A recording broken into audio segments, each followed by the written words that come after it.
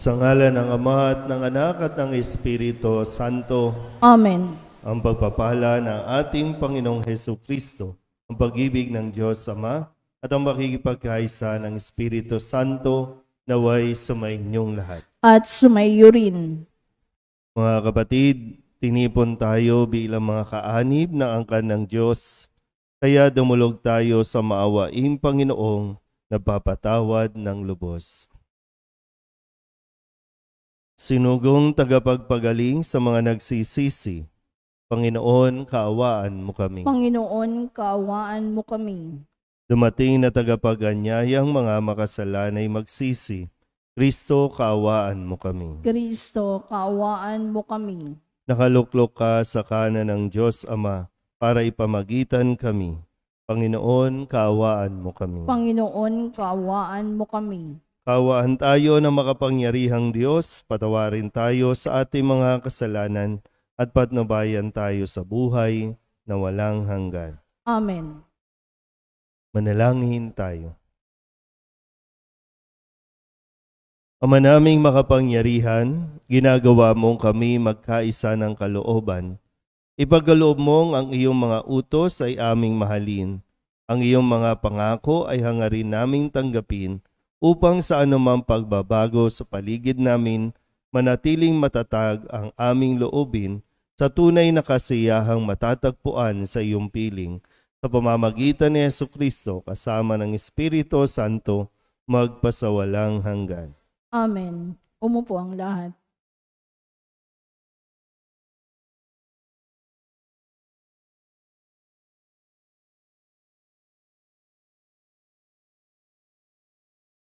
Pagbasa mula sa unang sulat ni Apostol San Pablo sa mga taga-Tesalonika.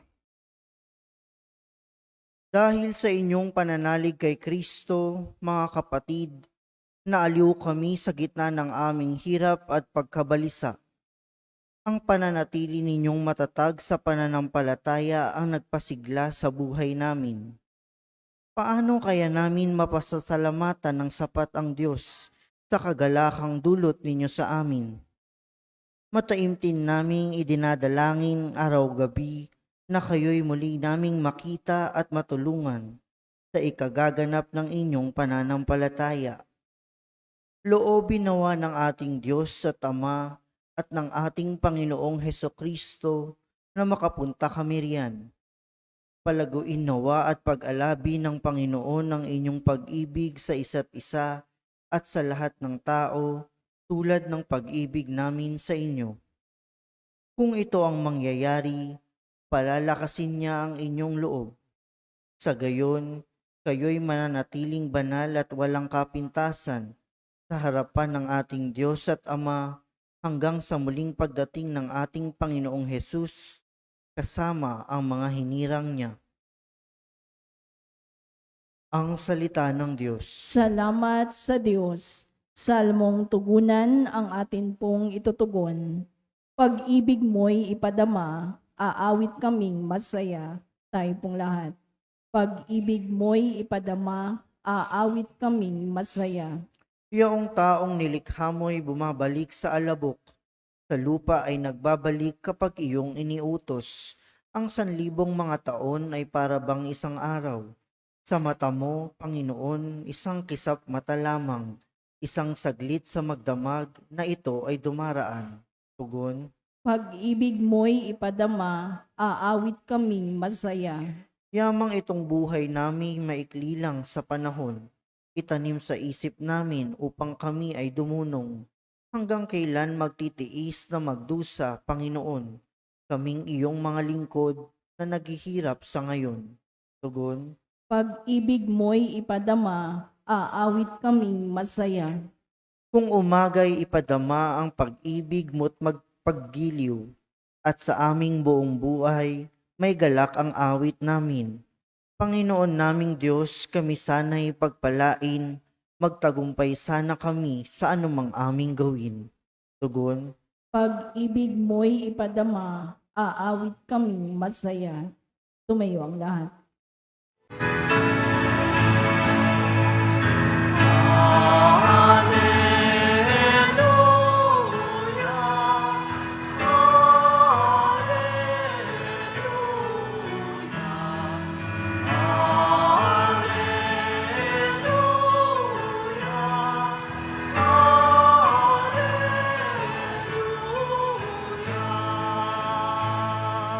Sumainyo ang Panginoon. at sumayo rin. Ang mabuting balita ng Panginoon ayon kay San Mateo. Papuri sa iyo, Panginoon. Noong panahong iyon, sinabi ni Jesus sa kanyang mga alagad, "Magbantay kayo, sapagkat hindi ninyo alam kung anong araw paririto ang inyong Panginoon. Tandaan ninyo ito, kung alam lamang ng puno ng sambahayan, kung anong oras ng gabi darating ang magnanakaw, siya'y magbabantay at hindi niya pababayaang pasukin ang kanyang bahay. Kaya maging handa kayong lagi, sapagkat darating ang anak ng tao sa oras na di ninyo inaasahan. Ang tapat at matalinong alipin ang siyang pinapamahala ng kanyang Panginoon sa ibang mga alipin upang bigyan sila ng kanilang pagkain sa karampatang panahon. Mapalad ang aliping iyon kapag dinatnan siyang gumagawa ng gayon sa pagbabalik ng kanyang Panginoon. Sinasabi ko sa inyo, pamamahalain siya ng kanyang Panginoon sa lahat ng kanyang ari-arian. Ngunit kung masama ang aliping iyon, sasabihin niya sa sarili, matatagalan pa bago magbalik ang aking Panginoon, at sisimulang bugbugin ang kanyang mga kapwa alipin at makipagkainan at makipag-inuman sa mga lasenggo. Babalik ang Panginoon ng aliping iyon sa araw na hindi niya inaasahan at sa oras na hindi niya alam. Buong higpit na parurusahan siya ng Panginoon at isasama sa mga mapagpaimbabaw. Dooy tatangi siya at magngangalit ang kanyang ngipin." Ang mabuting balita ng Panginoon. Pinupuri ka namin, Panginoong Hesukristo. Umupo ang lahat. Isang mapagpalang umaga po sa inyong lahat. Atin pong pakinggan ang mensahe ng atin pong ebanghelyo sa araw na ito. Ngayon ang kinakausap na ni Jesus ay ang kanya mismong mga alagad. Nitong mga nakalipas na araw, kinompronta niya ang mga Pariseo, mga Iskriba sa mga mapagpaimbabaw o pakitang taong mga gawain, mga kumbaga pawang pahirap sa tao ang kanila pong isinasabuhay. Sila na pinagkatiwalaan ng isang katungkulan, no, pamamahala sa templo o sa sinagoga, ay kanya talagang nire-reject, no, o kinikundina ang mga gawaing pakitang tao lamang. Ngayon mismo, no, sabi nga dito, sinabi ni Jesus sa kanyang mga alagad, laging magbantay, laging maging handa. May nakakakita man o wala, pero wala tayong maitatago sa Diyos. Nakikita ka man o hindi ng tao, gawin kung ano ang nararapat. Hindi natin alam ang oras kung hanggang kailan tayo sa mundong ito. Hindi natin alam kung kailan babalik ang Panginoon.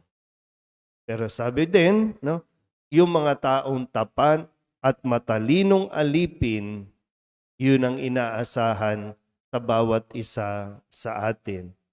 Tapat at matalinong alipin. Sabihin nyo nga po, tapat. Ulit, tapat. Balibaliktarin mo man ang taong tapat, tapat pa rin yan. Kahit ang salitang tapat, anumang spelling, baliktarin mo man yan, tapat pa rin yan. Sige, spell natin ang tapat. T-A-P-A-T. Tapat. Pag binaliktad mo, tapat pa rin yan. So ito yung isang katangian na dapat hindi mawala sa atin. Marami kasing matalino, pero hindi tapat. Pero ang hinihiling, maging tapat at matalino. Meron po tayo dito mga mula sa barangay 273. At sila po ay hihiling ng panalangin na nawa ipagkaloob ng Panginoon sa kanilang pagpunta sa COMELEC para mag-file ng kanila pong paghahangad na magpatuloy pa sa kanilang paglilingkod. Marahil maganda mapagnilayan po itong mensaheng ito na binibigay ni Jesus. Karapat-dapat pa ba na pagkatiwalaan kayo ng inyong hinihiling, ng inyong katungkulan? Kasi lahat naman tayo, mapa sa simbahan o mapa sa gobyerno o barangay, lahat ay tinatawag na maglingkod ng tapat. Maganda mag-self-evaluation. Naging tapat ba ako sa aking panunungkulan? Babalikan natin yung panahon na hinihiling natin sa tao na pagkatiwalaan tayo na maging sa pagsasaayos sa barangay, sa pagpapatupad ng mga ordinansa sa barangay. Ang tanong ay, kaya ko pa bang maging tapat? Kaya pa ba natin maging tapat? Kasi talagang anumang hirap ng paghahangad natin na maging tapat, mayroong laging struggle. Mayroon laging hirap na kalaban natin kasi demonyo. Ayaw ng demonyo na maging tapat. Kasi yung mga taong hindi naging tapat, ang hahantungan niyan, impyerno. Diba sabi sa huling bahagi, yung mga taong hindi naglingkod ng tapat, parurusahan pagdating ng Panginoon at sila ay tatangis at magngangalit ang kanilang ngipin. Saan ba mangyayari yon? Sa impyerno. Pero yung mga naging tapat at matalinong alipin, pagdating ng Panginoon, yun, sa langit ang punta. Sana po, pag-isipan natin ng mabuti, pagdasalan natin ng mabuti. Kung kaya pa ba natin o nabigo tayo sa pagiging matapat natin. At kung nabigo man tayo, handa naman po ang Panginoon na laging magbigay ng isa pang pagkakataon para mapatunayan natin ang katapatan sa mga responsibilidad na iniaatang sa atin. Amen?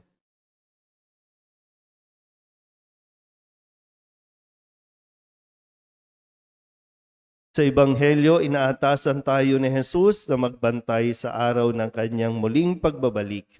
Lumapit tayo sa Ama habang nananalangin, nagbabantay at naghihintay sa kanyang mahal na anak. Ang ating pong itutugon, Panginoon, dinggin mo ang aming panalangin. Panginoon, dinggin mo ang aming panalangin.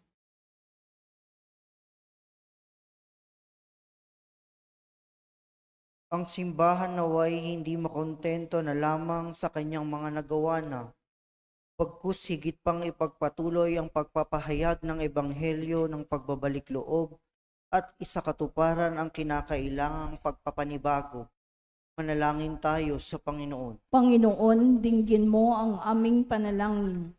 Ang ating mga komunidad naway maging mga karapat-dapat na lugar para sa pagtatayo ng kaharian ng Diyos sa pamamagitan ng ating paggalang, pagmamahal, at pagkalinga sa isa't isa.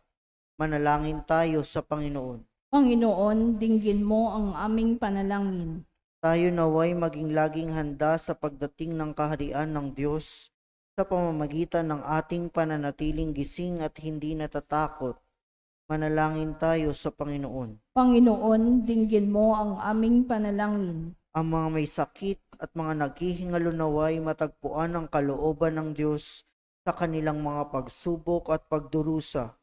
Manalangin tayo sa Panginoon. Panginoon, dinggin mo ang aming panalangin. Ang mga tapat na yumao naway matagpuang handa sa pakikipagkita sa Panginoon na kanilang matagal nang hangaring makita ng hayagan. Manalangin tayo sa Panginoon. Panginoon, dinggin mo ang aming panalangin. Idulog din natin sa Panginoon ang ating mga personal na kahilingan at mga panalangin para sa ating mga pamilya, kasama ang mga kahilingan ng mga nanonood sa online.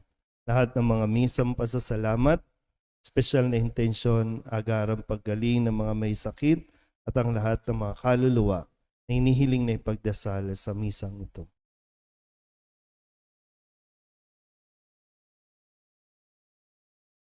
Ang lahat ng ito inihiling namin sa ngalan ni Kristong aming Panginoon.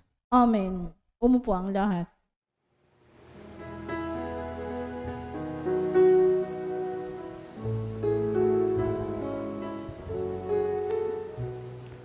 Ang himig mo, ang awit ko, lahat ng ito'y nagmula sa iyo. Muling ihahandog sa iyo, buong puso kong inaalay sa iyo.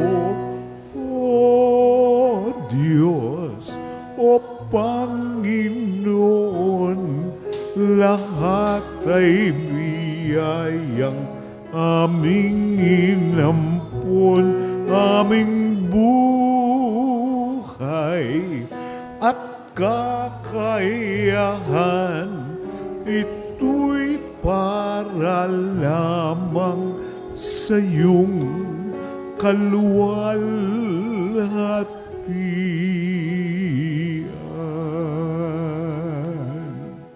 Manalangin kayo mga kapatid upang paghahain natin ay kalugdan ng Diyos Amang makapangyarihan. Tanggapin nawa ng Panginoon itong paghahain sa iyong mga kamay, sa kapurihan niya at karangalan sa ating kapakinabangan at sa buong sambayanan niyang banal. Ama naming lumikha, pinagkamit mo kami ng iyong pagkupkop, pakundangan sa isang pampalagiang paghahandog. Kaya't sa iyong sambayanan ay iyong ipagkaloob ang pagkakaisa at kapayapaang nagbubuklod, bunga ng aming mga alay na iyong ikinalulugod sa pamamagitan ni Jesucristo kasama ng Espiritu Santo magpasawalang hanggan. Amen. Sumainyo ang Panginoon. At sumaiyo rin. Itaas sa Diyos ang inyong puso at diwa. Itinaas na namin sa Panginoon. Pasalamatan natin ang Panginoong ating Diyos. Marapat na siya ay pasalamatan. Ama naming makapangyarihan, tunay ngang marapat na ikaw ay aming pasalamatan. Ikinalugod mong likain ang sanlibutan na iyong pinagbabago at idinarangal sa pamamagitan ng iyong anak na kinalulugdan, kaya't utang na loob ng iyong mga itinatangi at ng mga banal na kapiling mong lagi ang iyong paggiliw at pagkakandili. Kaya kaysa ng mga anghel na nagsisiawit ng papuri sa iyo nang walang humpay sa kalangitan, kami nagbubunyi sa iyong kadakilaan.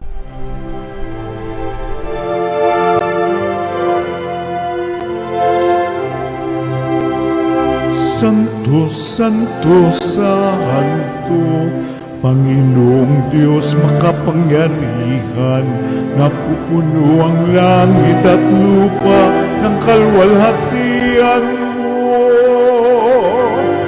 Hosana sa kaitaasan,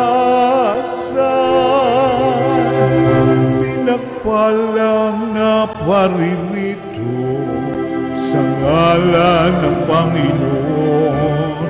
Hosana sa kaitaasan.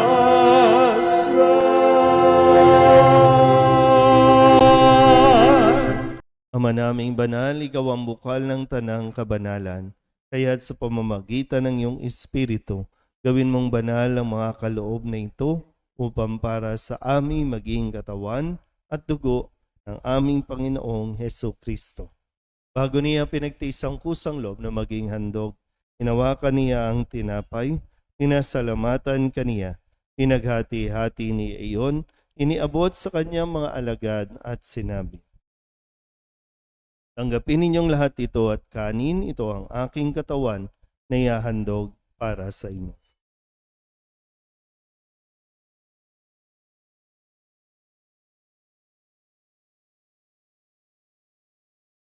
Kaya hindi naman nang matapos ang hapunan, nawa kaniyang kalis, muli kaniyang pinasalamatan.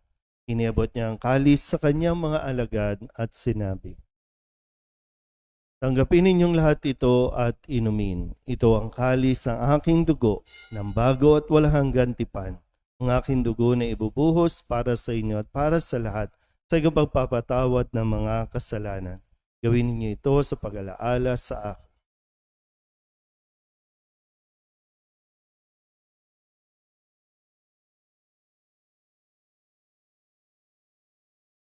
Ipagbunyi natin ang misteryo ng pananampalataya. Si Kristo'y namatay, si Kristo'y nabuhay, si Kristo'y babalik sa wakas ng panahon.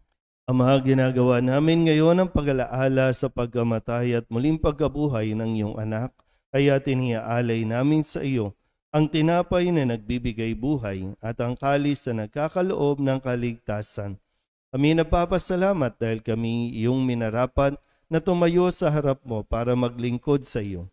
Isinasamo namin kami magsasalo-salo sa katawan at dugo ni Kristo ay mabuklod sa pagkakaisa sa pamamagitan ng Espiritu Santo. Ama, lingapin mo ang iyong simbahang laganap sa buong daigdig. Puspusin mo kami sa pag-ibig kay San Leon na aming Papa at ni Jose na aming Obispo at ng Tanang Kaparian. Alalahanin mo rin ang mga kapatid naming nahimlay na may pag-asang sila'y muling mabubuhay, gayon din ang lahat ng mga pumanaw. Hawaan mo sila at patuloyin sa iyong kaliwanagan. Hawaan mo at pagindapating kaming lahat na makasalo sa iyong buhay na walang wakas. Kaysa na mahal na Birhen Maria na ina ng Diyos, ng kabiyak ng puso niyang si San Jose. Kaysa ng mga apostol at ng lahat ng mga banal na namuhay dito sa daigdig ng kalugod-lugod sa iyo, may pagdiwang nawa namin ang pagpupuri sa ikararangal mo sa pamamagitan ng iyong anak na aming Panginoong Hesukristo. Sa pamamagitan ni Kristo, kasama niya at sa Kanya, ang lahat ng parangal at papuri ay sa iyo, Diyos Amang makapangyarihan, kasama ng Espiritu Santo, magpasawalang hanggan. Amen. Amen. Amen.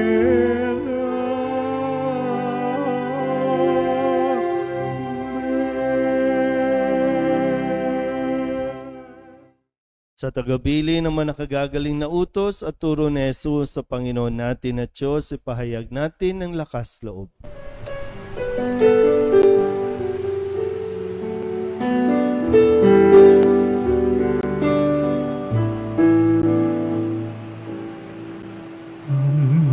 Namin sumasalang ka, sambahin ang ngalan mo, mapasamin ang kaharian mo, sundin ang loob mo dito sa lupa para nang sa langit. Bigyan mo po kami ngayon ng aming kakanin sa araw-araw at patawarin mo kami sa aming mga sala para ng pagpapatawan namin sa nagkakasala sa amin, at huwag mo kaming ibang dulot sa tukso, at yadya mo kami sa lahat ng masama. Hinihiling namin kami iadya sa lahat ng masama, pagkalooban ng kapayapaan araw-araw, iligtas sa kasalanan at ilayo sa lahat ng kapahamakan, samantalang aming pinananabikan ang dakilang araw ng pagpapahayag ng tagapagligtas naming si Hesu Kristo. Sapagkat iyo ang kaharian at ang kapangyarihan at ang kapurihan magpakailanman. Amen. Panginoong Hesu Kristo, sinabi mo sa iyong mga apostol, kapayapaan ang iniiwan ko sa inyo, ang aking kapayapaan ang binibigay ko sa inyo. Tunghayan mo ang aming pananampalataya at huwag ang aming mga pagkakasala. Pagkalooban mo kami ng kapayapaan at pagkakaisa ayon sa iyong kalooban, kasama ng Espiritu Santo, magpasawalang hanggan. Amen. Ang kapayapaan ng Panginoon ay laging sumainyo. At sumayo rin. Magbigayan po tayo ng kapayapaan sa isa't isa.